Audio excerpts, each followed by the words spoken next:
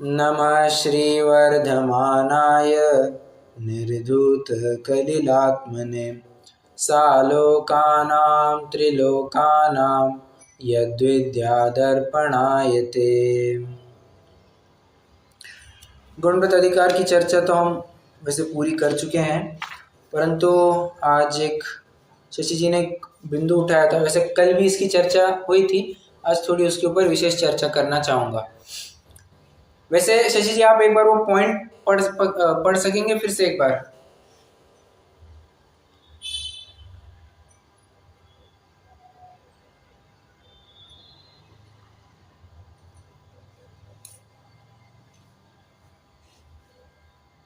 जो आपने भेजा था।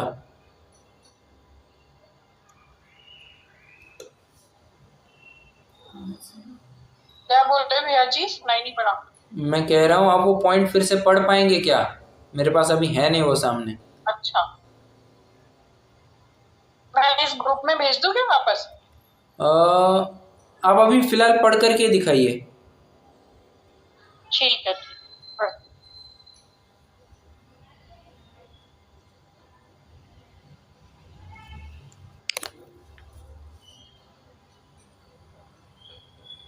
अब सारे पूरे पॉइंट्स पढ़ूं क्या इसके? नहीं, सिर्फ उतना पॉइंट पढ़ना है। अच्छा, 10 या 11 नंबर का है ना, कुछ 11 नंबर का है शायद। आज के लिए मैं यह नियम लेती हूँ कि मुझसे जो भी खाने में, लेने में, देने में, चलने में, फिरने में आएगा, उन सब की छूट है, बाकी सबका त्याग है। अगर कोई गलती होवे तो मिथ्या हूँ। ठीक है, तो ये एक मुद्दा था। देखिए, ये मैं पिताजी के साथ भी चर्चा कर रहा था। उन्होंने एक बहुत अच्छा बिंदु कहा। वो कहते हैं कि स्थूल रूप से देखा जाए तो ठीक है, इस प्रतिज्ञा में कोई बाधा नहीं है, परंतु सूक्ष्म रूप से विचार करेंगे तो ऐसे तो कोई भी प्रतिज्ञा ले लेगा। हम जितना खाते हैं उसके ऊपर कंट्रोल क्या आएगा? मुद्दा क्या है? हमारी वासना को कुछ भी खा लो, कुछ भी पहन लो, जितना हम कर रहे। हाँ, इसके ऊपर फिर रोक ही नहीं लग पाएगी। मैं आज 10 कपड़े पहनूंगा, फिर 10 कपड़े पहनूंगा ना, उसके ऊपर उसके बाहर की जितनी भी लिमिट है उसके ऊपर उसकी सारी मेरी छूट है। अरे ऐसा थोड़ी ना होता है।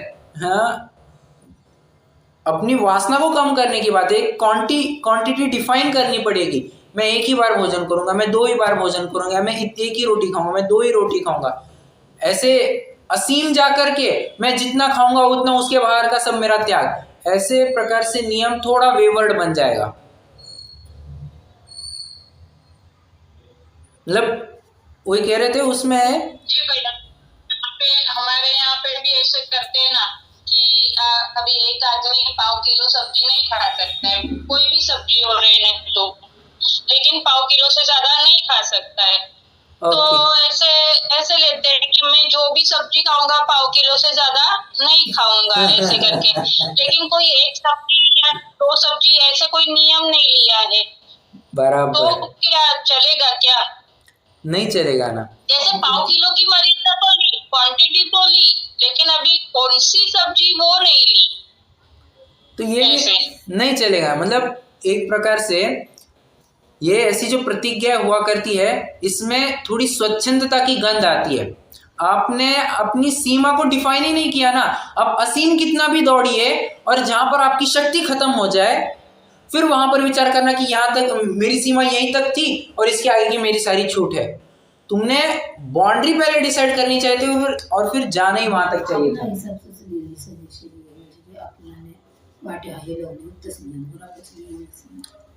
ये तो वही बात हो गई ना कि जैसे मैंने दौड़ना चालू किया लेकिन थक गई तो फिर खड़ी रह गई, अभी बोल दिया कि अभी आगे का तो मेरा निषेध है। बराबर वैसी बात हो गई, तो वैसा नहीं चलेगा। हाँ, ये बात कोई अगर ज्ञानी पुरुष होगा जिसको बराबर से पता है कि मैं इतना ही खाऊंगा, मैं, और उसका अपने ऊपर पूरा कंट्रोल है। अब ये ज्ञानी व्यक्ति कौन हो सकता है? आप स्वयं विचार कर सकती है। जरूरी कोई 10वीं 11वीं प्रतिमाधारी मुनिराज होंगे जिनका अपनी इंद्रियों के ऊपर इतना कंट्रोल है। तो जो हीन भूमिका, मैं ये ऐसा नहीं कह रहा हूँ कि नीचे की प्रतिमा वालों का नहीं हो सकता है, हो सकता है, परंतु अत्यंत रेयर केस में जो हीन भूमिका वाले जीव होते हैं उनमें इतना पुरुषार्थ नहीं पाया जाता। अगर पुरुषार्थ पाया जाता तो वो ऊपर जाकर के बैठते हैं ना, नीचे क्यों रहते, बराबर है। तो फिर से मैं वो बात कहना चाहूँगा, स्थूल रूप से प्रतिज्ञा ठीक है, परंतु सूक्ष्म रूप से विचारेंगे तो इसमें स्वच्छंदता की गंध आती है। और कहीं ना कहीं वो परिमाण में क्वांटिटी डालना तो ज़रूरी है कि मैं अमुक वस्तु इतनी ही खाऊंगा, अमुक वस्तु उतनी ही खाऊंगा, और संख्या और द्रव्य दोनों निश्चित होने चाहिए। ये वस्तु इतनी ही खाऊंगा, वो वस्तु इतनी सेवन में लूंगा, ऐसा असीम नहीं दौड़ सकते हम। हाँ, फिर ऐसा भी तो हो सकता है, मेरी तो मान के चलिए हमें करेले की सब्जी पसंद नहीं है, तो करेले की सब्जी पसंद नहीं, हाँ वैसे तो मेरा तो उसका वैसे परिमाण ही था। अब इसमें हमारी रसनेंद्रिय के ऊपर विजय प्राप्त हुई है, कैसे कह सकते हैं, कह ही नहीं सकते हैं। भोगोभोग परिमाण व्रत में क्या था, हमारी पांचों इंद्रियों के जो विषय है उस विषय के ऊपर काबू लाना था। अब ऐसे में अगर हमारा रसनेंद्रिय के ऊपर ही कंट्रोल नहीं रहा, जो सामने है वो खाया ही नहीं, तो काहे का भोगोभोग परिमाण व्रत, तो इसमें थोड़ी दिक्कत आ सकती है। आ सकती है क्या, आ ही जाएगी।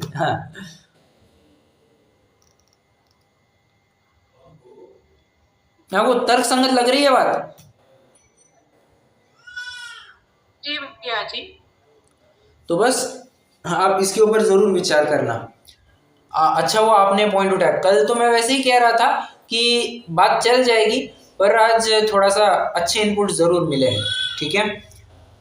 चलिए, और कोई ऐसे प्रश्न है तो जरूर पूछ सकते हैं, तो अपन अभी शिक्षाव्रत अधिकार प्रारंभ करने जा रहे हैं। है कोई ऐसे प्रश्न? वैसे एक और बात, श्वेतांबरों में भी आपने, कोमल जी आप जैसे कह रहे थे, श्वेतांबरों में भी ऐसे एक और नियम पाया जाता है जो प्राय मेरे देखने सुनने में आया है। जब तक मैं कुछ खाऊं पीऊं ना, तब तक मेरे पचकान, जब तक मैं भोजन अन्नपान ग्रहण ना करूं तब तक के लिए मेरे अन्नपान का त्याग। मतलब इसका मतलब क्या हुआ, अब भी चाहूं तो मैं अब भी खाना चालू कर सकता हूं। अरे तो ऐसे थोड़ी ना होता है। मतलब हमें समय, द्रव्य मतलब द्रव्य क्षेत्र काल भाव बराबर निश्चित करके हमें परिमाण करना चाहिए। ऐसे असीम में दौड़ करके जब तक होगा तब तक, वैसा तो नहीं चलेगा, जितना करूंगा उतना, वैसा नहीं, ठीक है। जितनी मेरे से शक्ति हो मैं उतना करूंगा, वैसे नहीं होता है रे बाबा। अरे यहाँ तक कि जो परिग्रह परिमाण व्रत में भी कहा है ना, अपनी शक्ति विचार परिग्रह थोरो राखे। तो अपनी शक्ति विचार मतलब जितना मुझसे संभव हो उतना ही मैं परिग्रह रहूंगा। तो वो जितना संभव है उसको भी वो क्वांटिफाई करता है, मुझसे इतना संभव हो पाएगा, और फिर उस अनुसार वो परिमाण करता है। ऐसा नहीं कि मुझे लगेगा, ऐसा नहीं करता है वो कि मुझे मान के चलो मुझे 1000 करोड़ रुपए लग गए तो 1000 करोड़ रुपए कमा लिए और फिर बस मेरा इतना ही परिमाण था, ऐसा नहीं होता है, ठीक है।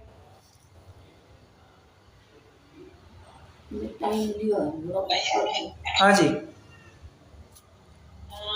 कल जो आपने वैक्ष शुद्धि के बारे में बताया था कि दातार के आश्रय से बात होती है, हाँ, लेकिन मुझे लगता है बुक में पात्र की अपेक्षा से भी लिखा है। उसमें बुक में लिखा है अन्याय वृक्ष को छोड़कर भोगांतर के क्षयोपशम के अनुसार। हाँ, एक मिनट, पेज नंबर बता पाएंगे? मैं तो नहीं बता पाऊंगी, किसी ने लिखा हो तो मैंने नहीं लिखा। भावना अधिकार में है शायद,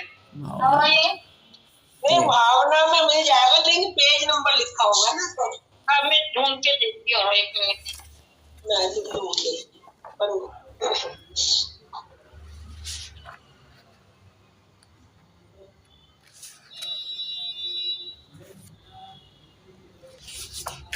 ठीक है। अब लगता है कल कोमल जी ने कभी की है बात, कोमल जी ने भी यही लिख रखा है,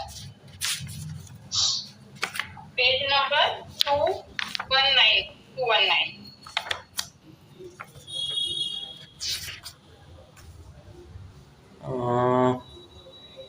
कहाँ पर है ये?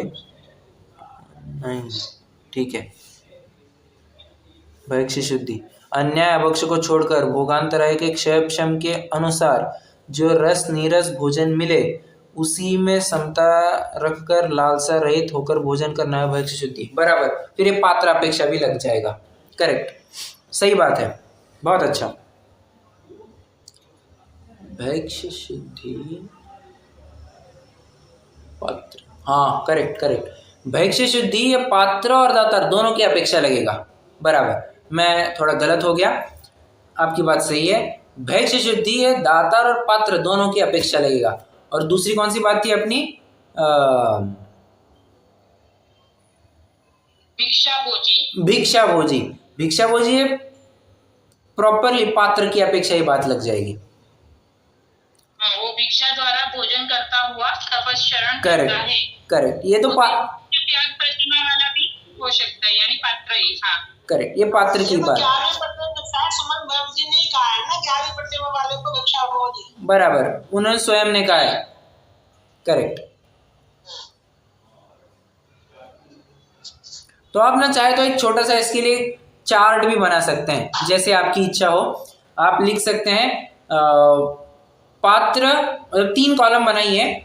दूसरा, पहले कॉलम का पहला ब्लॉक तो छोड़ दीजिए, वैसे दूसरे कॉलम का टाइटल लिखिए पात्र और तीसरे कॉलम का टाइटल लिखिए दातार।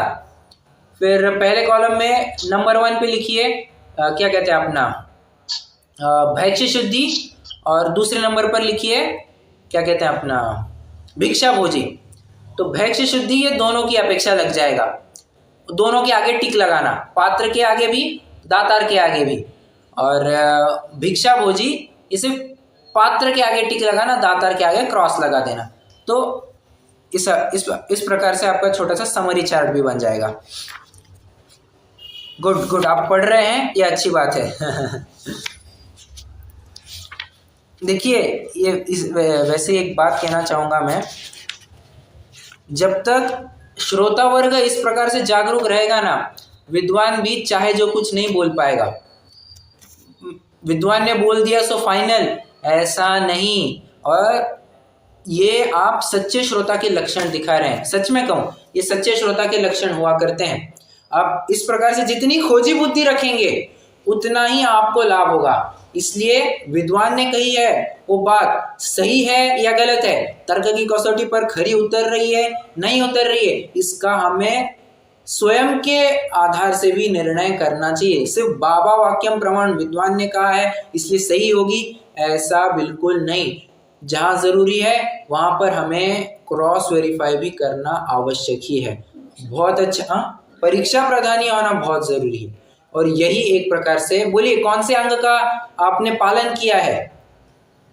ये कौन से अंग का पालन हुआ सम्यक दर्शन के 8 अंगों में से? परीक्षा प्रधानी पना।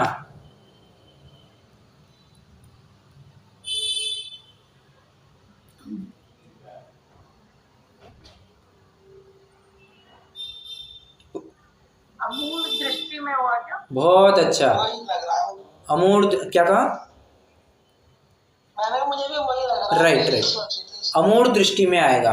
निशंकित अंग या आज्ञा प्रदानी, अमूढ़ दृष्टि परीक्षा प्रदानी, इस प्रकार से आप समझ सकते हैं। बहुत अच्छा, ठीक है। अब अपन मूल विषय में आ जाते हैं। हमें पंचम शिक्षाव्रत अधिकार को प्रारंभ करना है। वैसे आपको चार्ट याद आ रहा होगा, क्या कहते हैं, देश व्रत के अपन ने वैसे मोटा माटी चाहे तो 2 भाग भी कर सकते हैं, एक मूल व्रत और एक शील व्रत। मूल व्रत में 5 अणुव्रत आते हैं, शील व्रत में गुणव्रत और शिक्षा व्रत आते हैं, जिसमें से गुणव्रत की 3 गुणव्रतों की चर्चा हो गई, देवव्रत, अनंत दंड व्रत और भोग परिमाण व्रत। अब बचती है चर्चा शिक्षा व्रत की। 4 शिक्षा व्रतों की चर्चा बचती है। देशावकाशिक, मैं आप पर्टिकुलरली यही के नाम बोलूंगा, देशावकाशिक, सामयिक, प्रोषदोपवास और वैयावृत्य। ठीक है, आचार्य संबंध पत्र का अलग नाम है। वैसे एक छोटा सा प्रश्न वैसे ही पूछ लेता हूं, आचार्य कुंद ने, बिना देखे बताने की कोशिश कीजिए, आचार्य कुंद ने वैयावृत्ति के लिए क्या नाम दिया है? हाँ, संलेखना। अरे नहीं नहीं नहीं, वैयावृत्ति के लिए उन्होंने दूसरा शब्द दिया है। अतिथि संविभाग, सॉरी, नो, संविभाग। अतिथि संविभाग यह आचार्य उमा स्वामी और पंडित दौलत राम जी ने नाम दिया है।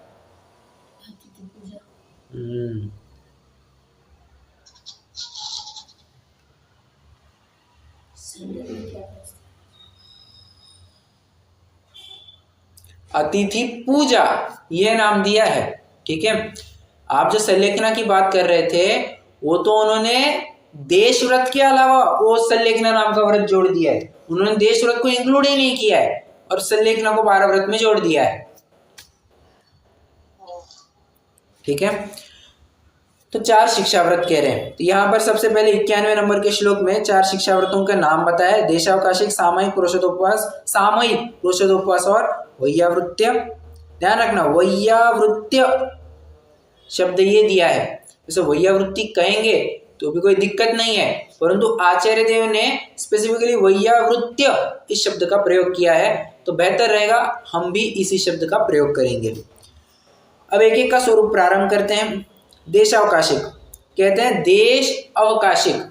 देश मतलब होता है क्षेत्र, अवकाश मतलब होता है अवकाश मतलब क्या कह सकते हैं आप, एक लिमिट की ये, हाँ अवकाश मतलब एक लिमिट कह सकते हैं, एक ब्रेक कह सकते हैं। हाँ, अवकाश मतलब ब्रेक कहना योग्य रहेगा। तो ऐसा क्षेत्र जिसके आगे जाने के लिए आपके ऊपर ब्रेक लग गया है, ऐसा एक सामान्य अर्थ कह रहा हूं मैं। ठीक है, तो देश मतलब क्षेत्र की अपेक्षा समझ सकते हैं। अवकाश मतलब एक सीमा जिसके आगे जा नहीं सकते हैं। ठीक है, तो प्रश्न एक उपस्थित होता है, ऐसी की ऐसी बात तो अपन दिग्व्रत में भी देख करके आए थे। देशव्रत अलग से क्या बताएगा? कह रहे सुनो, दिग्व्रत आजीवन के लिए होता है, देशव्रत काल की मर्यादा को लेकर के बनाया जाता है। दिग्व्रत यह यम है, देशव्रत बात को पूरा कीजिए नियम है। ठीक है, नियम है, बराबर, नियम कहलाता है। अब देशावकाशिक को इंट्रोड्यूस करने का प्रयोजन क्या था? देखिए, दिग्व्रत की मर्यादा जो होती है वो बहुत बड़ी होती है। मैं भारत देश के बाहर नहीं जाऊंगा। अच्छा, जो वैसे अभी सबसे पहले अपन ने जिस बिंदु के ऊपर चर्चा की, कोई ऐसे भी तो नियम ले सकता है कि मैं 3 लोग के बाहर नहीं जाऊंगा। अरे वो प्रतिज्ञा ही संभव नहीं है, 3 लोग के तो बाहर तो वैसे ही तुम जा नहीं सकते। ठीक है, तो परिमाण करना आवश्यक है। कितना? मैं भारत और बांग्लादेश इसके बाहर नहीं जाऊंगा, भारत और पाकिस्तान इसके बाहर नहीं जाऊंगा, भारत या चीन इसके बाहर नहीं जाऊंगा, जो कुछ भी है। बस एक उदाहरण दे रहा हूं मैं। जैसे भारत के बाहर मेरा आजीवन जाने के लिए त्याग है। ठीक है, तो भारत ये देश, इंडिया एज ए कंट्री बहुत बड़ा देश है। आप कितना घूमेंगे, तो शायद ही उसके बाहर जाने का कोई प्रसंग बनता होगा। तो डेली रूटीन में हमें मान के चलिए महाराष्ट्र के बाहर का कुछ काम नहीं है, तो उतने का भी आरंभ परिग्रह क्यों बांधे? तत्संबंधी अविरमण रूप हिंसा या अविरमण रूप पाप हम क्यों गांठ में बांध ले? अविरमण रूप और परिणमन रूप क्या होता है? परिणमन मतलब एक्चुअल में हम वो क्रिया कर रहे हैं, और अविरमण मतलब बैक एंड में चल रही है। भले ही हम वो क्रिया नहीं कर रहे हैं, फिर भी हम बैक एंड में वो चल रही है, वो पाप हमारा चल रहा है, उसे अविरमण रूप पाप कहते हैं। तो इतना भी पाप क्यों लेना? इसलिए वो विचार करते हैं, यार मेरा वैसे ही चातुर्मास के लिए मेरा महाराष्ट्र के बाहर जाना नहीं होगा, तो 4 महीने के लिए मेरा महाराष्ट्र के बाहर जाने का नियम। फिर वैसे ही अब दशलक्षण आ रहे हैं, दशलक्षण के लिए मैं पुणे के बाहर तो नहीं जाऊंगा, तो जितने भी विद्वान हैं यहाँ पर आ गए हैं, 10 दिन के लिए पुणे के बाहर जाने का नियम। अच्छा, कार्यक्रम से भी होकर के आ गया हूँ, अब तो मेरे सामयिक का काल हो गया है।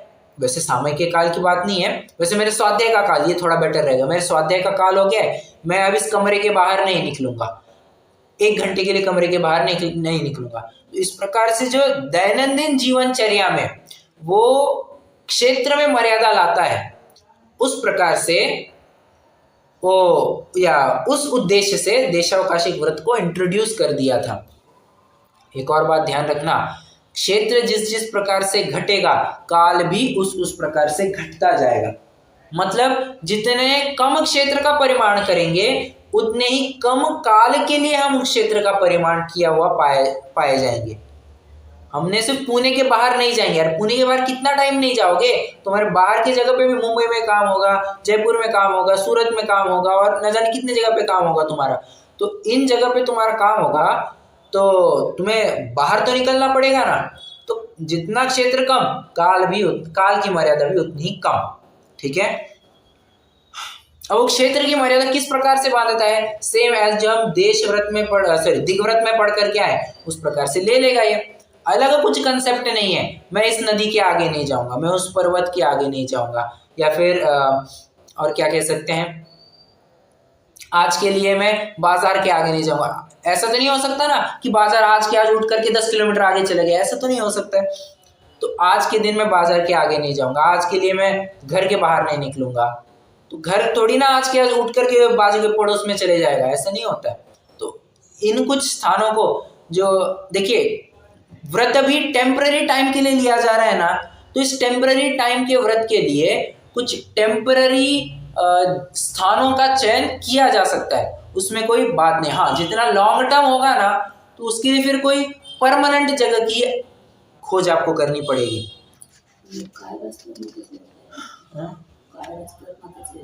नहीं, मन वचन का है। हमारी माता जी का प्रश्न है कि ये सिर्फ काय के स्तर पर व्रत लगेगा? नहीं, देशव्रती हाँ, अणुव्रती जो भी व्रत पालते हैं वह 9 कोटि से त्यागी होता है। उसका मन वचन काय कृत कारित अनुमोदन 9 कोटि से त्यागी हुआ करता है। ठीक है भैया जी, जैसे बिना दिग्व्रत किए भी देशव्रत ले सकते हैं? बिल्कुल ले सकते हैं, कोई आपदा नहीं है, कोई आपत्ति नहीं है, और इनफैक्ट लेनी चाहिए, इनफैक्ट तो लेनी ही चाहिए। हमारा जितना पुरुषार्थ बने हमें तो लेना ही चाहिए। मन वचन काय के स्तर पर होगा?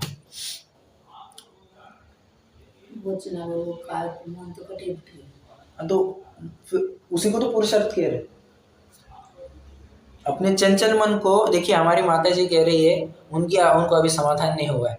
वे कह रहे हैं कि ये तो सिर्फ काय के स्तर पर ही होना चाहिए ना, मन तो फिर कहीं भी भटकते रहेगा, तो उसी का नाम पुरुषार्थ है। अपना मन चाहे वहां ना भटके, उसको सीमा में लाए, इसी का तो नाम पुरुषार्थ है। अगर मन चाहे वहां भटकता रहेगा तो इसमें पुरुषार्थ की क्या बात है? केवल काय के स्तर पर की गई क्रिया वो क्रिया नाम नहीं पाती है, मन के स्तर पर भी वो होना चाहिए। ठीक है, वचन के स्तर पर भी वो होना चाहिए। ये तो क्षेत्र की मर्यादा हो गई, अपने क्षेत्र की मर्यादा की बात हुई। अब काल की मर्यादा, ये कितने काल के लिए लिया जाएगा? कोई प्रश्न है? आप भैया जी, जैसे वचन के स्तर पे और काय के स्तर पे तो कर सकते, मन पे तो कंट्रोल बहुत कम होता है, मन तो कहीं भी भाग जाता है। अरे मैं फिर से वही बात कहना चाह रहा हूँ, मतलब उसने अपने मन के ऊपर कितना काबू पा लिया होगा कि उसको यहाँ वहां उस क्षेत्र के बाहर के विकल्प ही नहीं आते होंगे। अब ये ऐसा विचार कीजिए ना, और वो इस भूमिका में कब जाता होगा? जब उसने पूरी प्रैक्टिस कर ली होगी कि बाबा मैं जब इतनी सीमा लेता हूँ, इतनी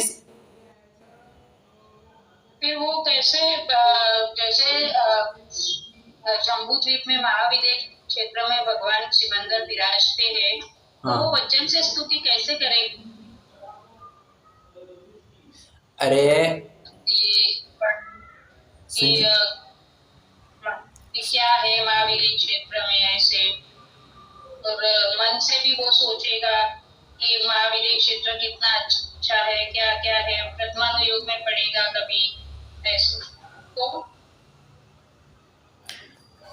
बात देखिए इतनी है, दिग्व्रत और देशव्रत का प्रयोजन, या सिर्फ दिग्व्रत देशव्रत का ही प्रयोजन नहीं, जितने भी व्रत है उनका एकमात्र प्रयोजन हुआ करता है हमारी राग बुद्धि को कम करना। ठीक है, तो आपने जैसे कहा कि प्रथमानुयोग में पढ़ रहे हैं कि विदेश क्षेत्र का ऐसा ऐसा वर्णन आया, ठीक है, ऐसा वर्णन आया है, इसमें राग द्वेष नहीं करना, ठीक है ना, इसमें क्या बात है, और वीतरागी बने रहना, तो दिक्कत क्या है?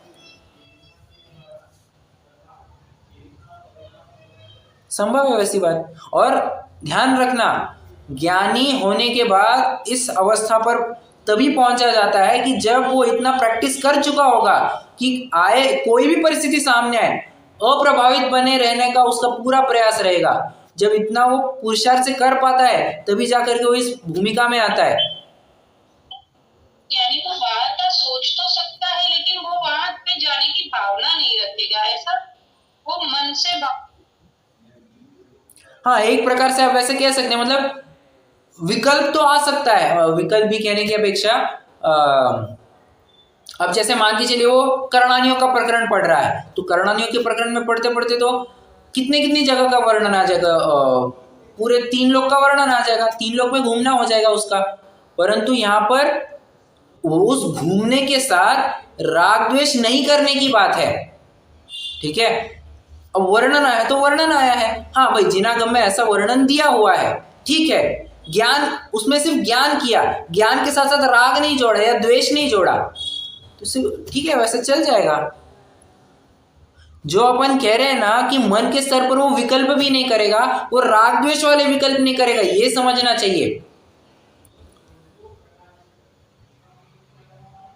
बरोबर है, मुझे जाना है, वो वहां पे क्यों गया है, ऐसे सब मन राग द्वेष नहीं करेगा ऐसे। Correct correct.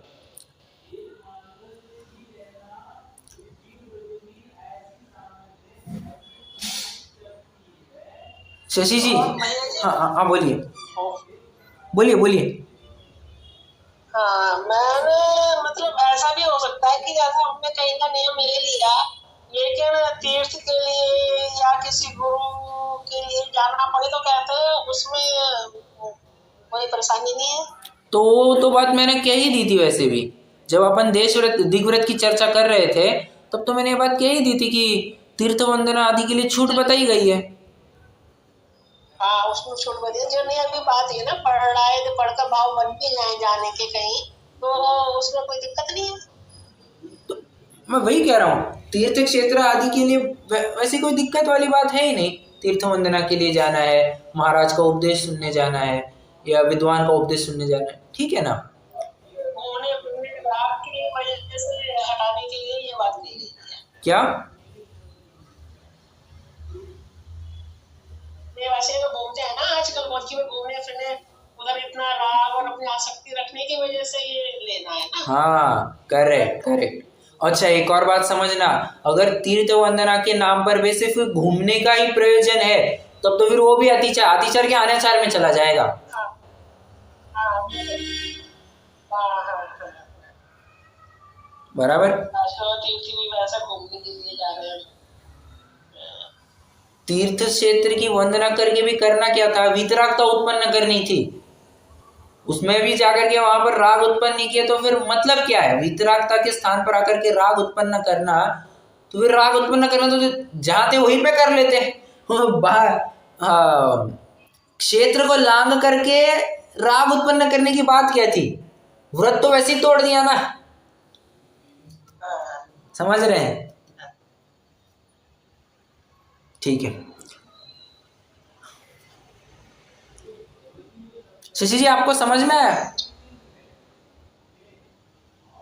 जी भैया जी, आ रहा है समझ। ओके, बहुत अच्छा। ऐसे तो फिर अनंतानंद सिद्ध परमेश्वरी की हम पूजा करते हैं, वो भी नहीं कर पाएंगे। नहीं, उसमें कोई बात नहीं है। देखिए, आप अब बाल की खाल मत उतारने की कोशिश कीजिए। ये नहीं वही, मतलब वही आपने जो बताया वितरागी रहना है, मतलब हाँ, मोक्षा ममत वो सब छोड़ रहा है, वही चीज हो गई ना। बराबर बराबर, ठीक है। अब काल की मर्यादा बता रहे हैं, तो काल की मर्यादा किस प्रकार ली जा सकती है? तो पहले ही कह रहे हैं कि देखो, ये मर्यादित काल के लिए होगा। कितने काल के लिए होगा? सिंपल बात है, जब अपन दिग्व्रत में देख कर क्या है वैसी बात होगी, या तो दिन के लिए, रात्रि के लिए, और क्या हो सकता है, पक्ष के लिए, एक महीने के लिए, ऋतु के लिए, संवत्सरी के लिए, चातुर्मास के लिए, संवत्सरी के लिए, अयन के लिए, जो कुछ भी हो, परंतु मर्यादित काल के लिए वो डिफाइन करेगा जैसा उसका मन करे। 1 हफ्ता, 10 दिन, 10.5 दिन, 10.25 दिन, उसको जो मन करे, परंतु काल की मर्यादा कर सकता है। ठीक है, इन्होंने बस एक रिप्रेजेंटेटिव टाइम फिगर्स बताया कि इस प्रकार से लिया जा सकता है। ठीक है, जरूरी नहीं कुछ इसी प्रकार से फॉलो करें, आपको जैसा सूटेबल हो आप कर सकते हैं। ठीक है, 2 घंटा 1 घंटा भी चल जाएगा, कोई दिक्कत नहीं है। अब फिर से जो बात अपन दिग्व्रत में देख करके आए थे, सेम बात देशावकाशिक में भी कह रहे हैं। क्या कि जितना क्षेत्र का परिमाण उसने कर लिया है, उसके बाहर तो उसका महाव्रतीय पना ही जानना। महाव्रती नहीं कह रहे, महाव्रती पना कह रहे। ठीक है, अब महाव्रती और महाव्रती पने में क्या अंतर है, इसकी चर्चा अपन करके आ चुके। क्या चर्चा की है? महाव्रती तो वो होता है जिसके 3 कषा चौकड़ी का अभाव है। यहाँ पर तो इसके सिर्फ 2 कषा चौकड़ी का ही अभाव है, परंतु उसके लिए प्रयासरत है, इसलिए अभी से हमने उसको उपमा दे दी कि महाव्रती तुल्य हो गया है। ठीक है, जैसे डॉक्टर करने वाले व्यक्ति को क्या हो जाता है, पहले से कहना चालू कर देते, डॉक्टर साहब पहले से कहना चालू कर देते हैं। ठीक है, उसी प्रकार से बात समझना, और या फिर उस प्रकार के गुण इसमें पाए जा रहे हैं, इसलिए महाव्रती तुल्य कह दिया, महाव्रती पना कह दिया।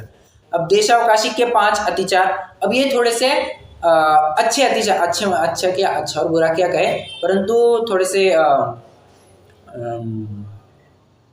विचारणीय है, अपने जीवन में उतारने लायक है जब भी कभी हम देशावकाशिक लेंगे।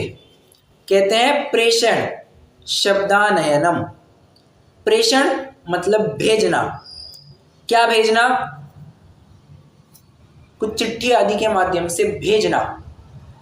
भेजने के साथ साथ आप रिसीविंग भी समझ सकते हैं, परंतु ऐसी रिसीविंग तो मान के चलिए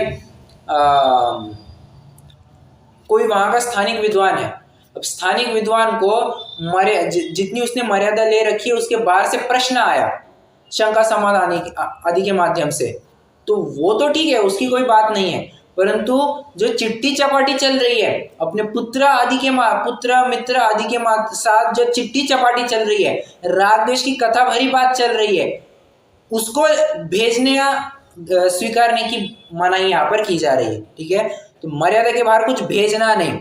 शब्द मतलब शब्दों के माध्यम से इशारा नहीं करना। जैसे मान के चलिए, जो मैंने आपको उदाहरण दिया था, हम घर में हैं, अब थोड़ा मैं उदाहरण मॉडिफाई करके देता हूँ। चलिए, हम घर में हैं और हमारे घर के सामने एक सार्वजनिक नल है, हाँ, और कुछ शब्द है वो उसके, नल ही कहना, सार्वजनिक नल है जहाँ पर लोग प्रायः पानी भरते हुए पाए जाते हैं। अब क्या हुआ, नल वैसे ही खुला था, हमारा ध्यान वहाँ पर गया, अरे नल खुला है, पानी बहुत बह रहा है। अब हमें तो पता है कि हम 2 घंटे के लिए घर से बाहर नहीं निकलने वाले, हम जबरदस्ती कुछ कहना, लंबे से एक आदमी को हाथ करना है, यहाँ पे आ जाओ, ये नल को बंद करो। भले आदमी, तब तो तुम ही जा करके बंद करो ना, उसको यहाँ तक बुलाओ, उसको नल बंद करवाओ, ऐसा क्यों करते हो? जो कुछ भी है उसको अपने हवाले छोड़ दो, तुम उसका विकल्प मत पालो। देखिए यहाँ पर अब ये स्वयं के लिए समय निकाला है, इसके बाहर कुछ भी होता हो, कितनी भी अधर्म होता हो, जीव दया का पालन ना होता हो, अब इसको उससे कोई लेना देना नहीं है। यहाँ पर वो अपने बने हुए स्थान में ही वितरागी पूर्ण रूप से वितरागी बनने की ही कोशिश करेगा। ठीक है, तो शब्द आनयन मतलब बुलाना। रूप अभिव्यक्ति मतलब इशारे के माध्यम से किसी ने मौन व्रत धारण कर लिया है, ये क्या चल रहा है, ये गोलमाल का ए आया है क्या, तुषार कपूर है क्या जो ए आया ये वो करते जाएगा वैसा तो नहीं होगा, वहां पर भी वो ए आया ये वो करके कुछ शब्द बोल रहा है। यहाँ पर तो तुम गूंगे की भांति कुछ बोल नहीं रहे हो, सिर्फ इशारे के माध्यम से कर रहे हो। ऐसा क्यों कर रहे हो? उससे अच्छे से एक काम करो, तुम बोल लो, बोल लो और खुद ही, बोलने से अच्छा तुम खुद ही जाकर कुछ काम कर लो ना। जबरदस्ती से अपना ऐसा दिखाना कि मैंने बहुत व्रत पाल के रखा है। अरे क्यों इतना भार पाल रहे हो व्रत पालने का? हाँ, ये दिखावटी नहीं होना चाहिए, नेचुरली होना चाहिए। ठीक है, हाँ हमारी माता जी ने एकदम जबरदस्त पॉइंट पकड़ लिया। वे कह रही है स्थानवासी श्वेतांबरी में तो ये बहुत होता है। कोमल जी आपने भी शायद देखा ही होगा, माला फेरते रहते हैं, मौन व्रत ले लेते हैं और क्या देते हैं, रोटी रोटी, हाँ, और पास में नहीं आना होगा तो क्या ना, दूर हटो दूर हटो, ऐसे हाथ से इशारे करके कहते हैं। अरे क्या नड़ा है तुम्हारा उस माला में। मौन नटाई भी करते हैं, मौन नटाई करते हैं, पूरा 8 दिन मौन रहते हैं, लेकिन ऐसे ये सब तो चालू ही रहता है ऐसे करके। हाँ, और फिर कहते हैं या फिर कोई हाँ बोली बोली, पढ़े लिखे रहते हैं तो वो बुक लेके घूमते रहते हैं, लिखते रहते हैं, बातें रहते हैं। बराबर ऐसा कुछ चलते रहता है। और मौन व्रत धारण भी किया है ना तो इशारों के माध्यम से क्या करके दिखाएंगे, मौन है मेरा, ऐसा या फिर लिख करके देंगे। अच्छा वही कह रहे थे क्या, लिख करके देंगे कि मेरा आज मौन है। अरे क्या है, ये इतना दिखावटी नहीं है, ये नेचुरली होना चाहिए। ये सब व्रतों का पालन नेचुरली होना चाहिए, इसमें भारी भरकमपना महसूस नहीं होना चाहिए या जबरदस्तीपना महसूस नहीं होना चाहिए। या उस व्रत को पाल रहे हैं, व्रत को पालने में अब जैसे तैसे पालने का नाम व्रत नहीं होता है। हाँ, कब खत्म हो जाए। पहली तो बात, तुमको इतनी आकुलता हो गई, और आकुलता हो गई तुम्हारा वही व्रत टूट गया। अब व्रत टूट ही गया तो तुम स्वयं जाकर के कर लो ना वो काम। तो जबरदस्ती, किसी ने जबरदस्ती नहीं की है तुमको, नेचुरली जितना बन सके उतना करो। ठीक है, रूपाभिव्यक्ति और पुद्गलक्षेपा, पत्थर कंकड़ आदि फेंक करके, कुछ पेपर आदि डाल करके। एक मिनट, हाँ बोलिए। मैं कह रही थी कि जैसा मान लो किसी को नहीं पता कि भाई हमने मौन व्रत लिया, सामने वाला बोलता रहे तो अंदर हड़कम सी उठती है ना कि उससे कैसे कहा जाए, तो फिर तो बताना तो पड़ेगा ही ना थोड़ा सा इशारे से। अरे ये हमें लग रहा है, यानी कि भूमिका ऐसी हो गई है कि उसको कुछ फर्क नहीं पड़ रहा है, ये बोल रहा है नहीं बोल रहा है, वो अपनी मस्ती में मस्त है। जैसे घर परिवार में ही होते हैं तो घर का आदमी मान लो हम चुपचाप मौन लेके बैठ गए तो सामने वाला तो कहेगा ना अरे जवाब तो मिलता ही नहीं है। नहीं, इसमें भी आपका प्रश्न बिल्कुल जायज है, परंतु प्रश्न के पीछे आप थोड़ा सा विचार करना। सबसे पहली बात, वो ऐसी समस्या होवे ही ना, इसका पूरा ध्यान रखेगा, घर के प्रत्येक सदस्य को कह करके रखेगा देखो अब मेरा मौन है। घर पे या सबको बता के ही करेगा ना कि मैं हाँ, ले रहा हूँ ऐसे करके। बराबर, सबको बता करके ही करेगा कि ये मेरा मौन है।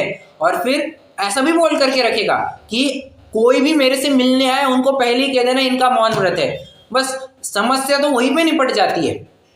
हाँ, बहुत ही एक्सेप्शनल केस हो, हमें पता नहीं, अचानक से कोई घुस गया हमारे कमरे में और बोलना चालू हो गया, उसमें फिर वीतरागी बने रहने की बात है।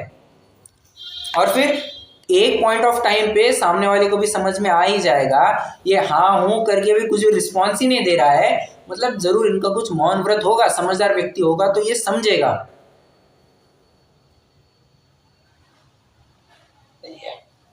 बराबर, ठीक है। मैं आपको वैसे ही जाते जाते एक बात कह दूं, व्रत को, किसी भी व्रत को, छोटे से छोटा व्रत को धारण करने से पहले ना श्रावक बहुत विचार करेगा। अगर ऐसा हुआ तो क्या, जो अभी हमें प्रश्न उपस्थित हो रहे हैं ना, अगर ऐसा हुआ तो क्या, वैसा हुआ तो क्या, मेरा मन तो बड़ा चंचल है, सामने वाला आ गया बात करने लग गया तो क्या हो गया, घर में आग लग गई तो क्या होगा, ये हो गया तो क्या होगा। इन सब प्रश्नों का समाधान पहले स्वयं को देगा, इसका क्या उपाय है वो उपाय करेगा और फिर ही वो व्रत लेगा, उसके बिना वो व्रत को ग्रहण ही नहीं करेगा। इतनी बात आप समझ लेना चाहिए, क्योंकि वो जानता है अगर मैं ऐसा बिन बताए कुछ करूंगा समस्या तो अपने ऊपर ही आने वाली है, इसलिए वो पूरी प्रिकॉशन लेकर के ही व्रत को अंगीकार करता है। ठीक है, देशव्रत के 5 देशावकाशिक के 5 अतिचार भी हो गए। अब अपन चलिए सामयिक को प्रकरण चालू तो कर देते हैं, इसे सामयिक का प्रकरण बहुत लंबा है, आज आधी चर्चा करते हैं, आज भूमिका का प्रकरण ले लेते हैं और बचा हुआ आधा प्रकरण अपन कल ले लेंगे। ठीक है, हो सकता है तो मैं 100 गाथाओं तक ले लूँ, मतलब एक दिन के हिसाब से अपनी 10 गाथा है, 10 श्लोक हो ही जाएंगे, 9-10 श्लोक देख लेते हैं। ठीक है, चलिए 3 श्लोकों की लगभग चर्चा करते हैं अपन, एक 10 मिनट में वो भी चर्चा हो ही जाएगी। अब सामयिक शिक्षाव्रत का स्वरूप कहते हैं देखो, वैसे अध्यात्म तो यही कहेगा, समयम जानन्ति इति समयज्ञा, ये 98 नंबर के श्लोक में आ गया है। समयम जानन्ति समयज्ञा, जो समय को जाने, जो आत्मा को जाने वो समयज्ञ है, और जो समयज्ञ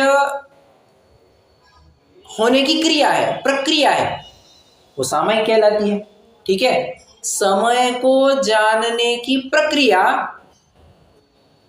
वो सामयिक। देखिए, जानना किसको है? समय को। किसके द्वारा? क्रिया कौन सी क्रिया है? सामयिक की क्रिया है। कौन जान रहा है? समयज्ञ जान रहा है। ये आप समझ रहे हैं? कर्ता कर्म करण लगभग मैंने बता दिया आपको। किसको जानना है? समय को जानना है। कौन जान रहा है?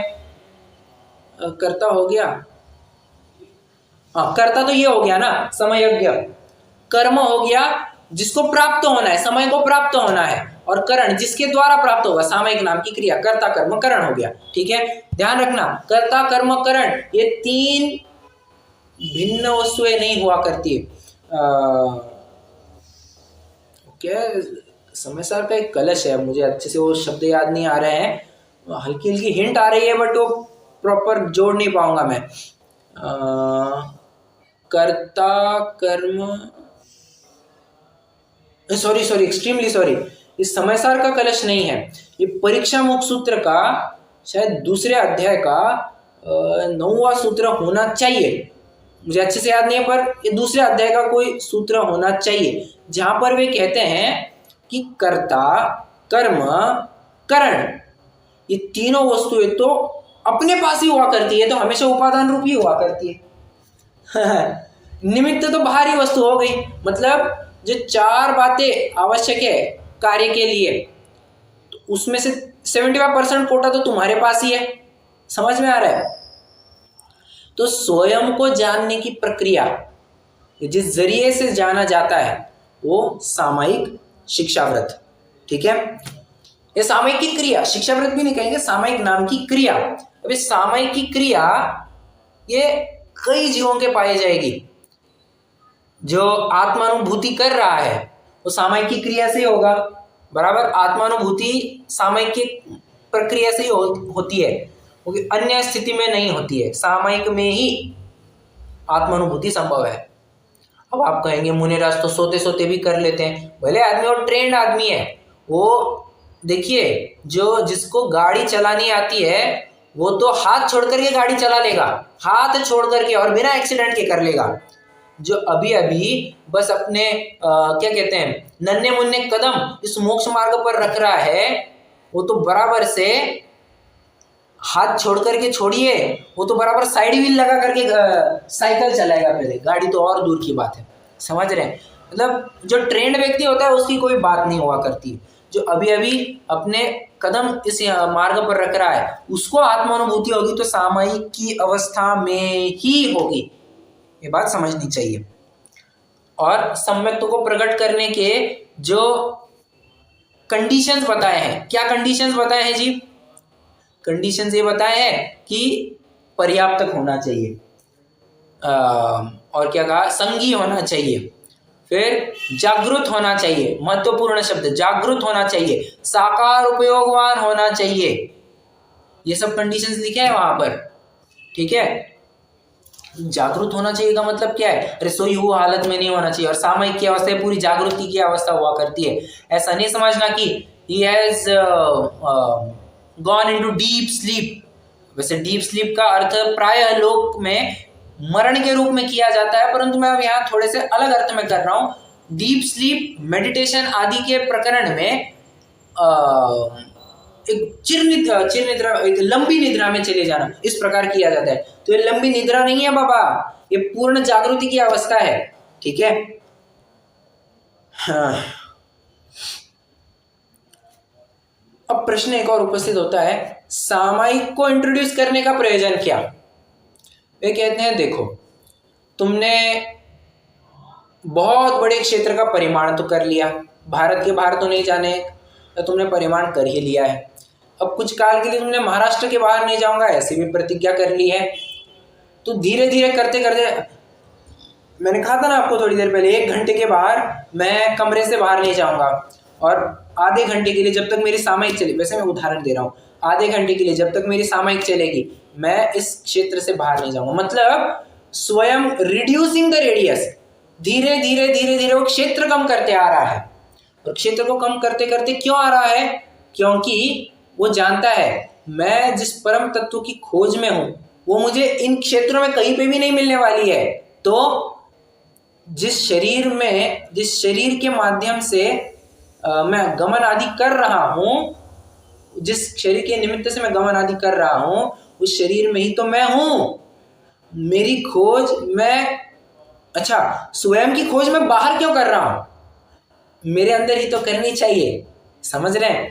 तो इस प्रयोजन से वो अब रिड्यूसिंग द रेडियस, वो अपने क्षेत्र को अत्यंत कम करता है। कितना कम करता है? बस जितना स्थान मैंने घेर लिया है, जितना क्षेत्र मैंने घेर लिया है सामयिक आदि के लिए, उतने ही के लिए मेरा परिमाण, और बस मैं और मेरी आत्मा।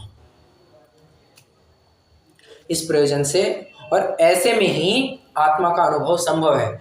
ऐसा नहीं हो सकता कि मैं हजारों विकल्प करते चलूं और मुझे ये भी करना है, मुझे वो भी करना है, मुझे महाराष्ट्र में भी जाना है, मुझे चंडीगढ़ भी जाना है, मुझे बांग्लादेश भी जाना है, और पाकिस्तान भी जाना है, अफगानिस्तान भी जाना है। अरे इन 1000 विकल्पों से तुम्हारा काम सधने वाला नहीं है, बिल्कुल सधने वाला नहीं है। जब तक तुम क्षेत्र को कम नहीं करोगे तब समय तुम्हारे विकल्प भी नहीं घटेंगे। और देखिए, ये प्राय निमित्त नैमित्तिक संबंध होता है। आप पहले विचार कीजिए कि मुझे महाराष्ट्र के बाहर नहीं जाना है। जब महाराष्ट्र के बाहर नहीं जाना है तो उसके विकल्प करने से होगा भी क्या? तो वैसे ही वो विकल्प कम कर देगा। ठीक है? वो विकल्प कम करेगा तो अपनी आत्मा के बारे में विशेष चिंतन करेगा। बड़ी लॉजिकल बातें हैं ये। ठीक है? अब कितने काल के लिए सामयिक करनी चाहिए, ये भी एक प्रश्न उपस्थित होता है। अब यहाँ पर कुछ ट्रेडिशनल मेथड्स बताए हैं।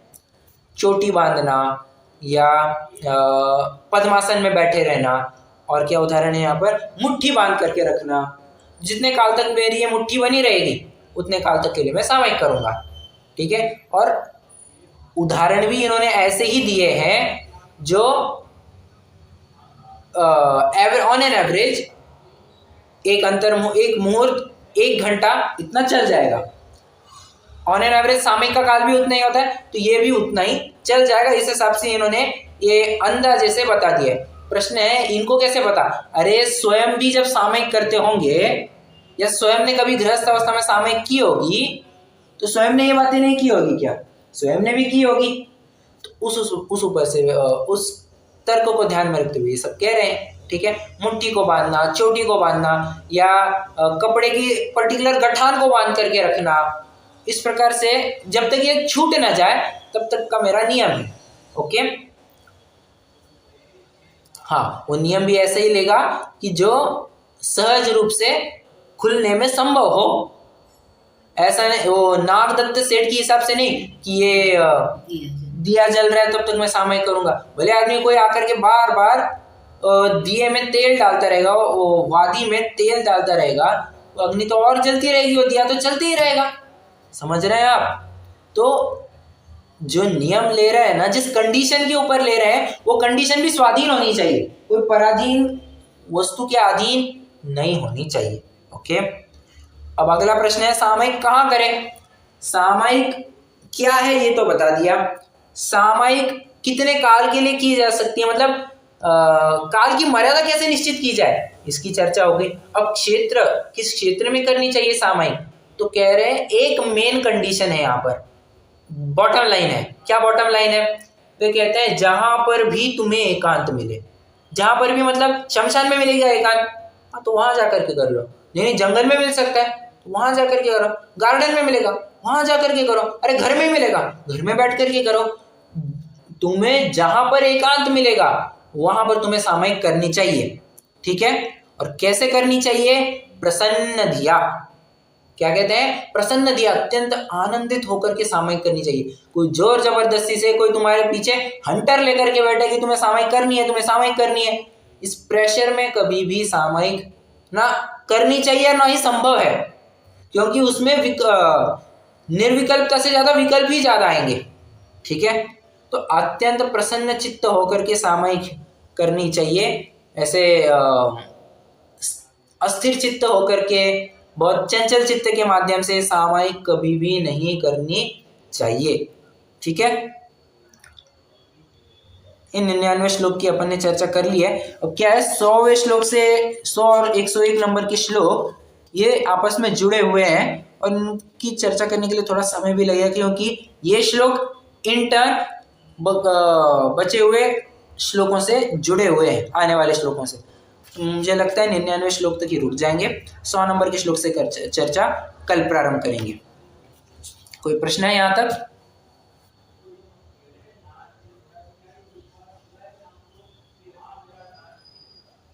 नहीं, चलिए रुकते हैं, जिनवाणी स्तुति करेंगे।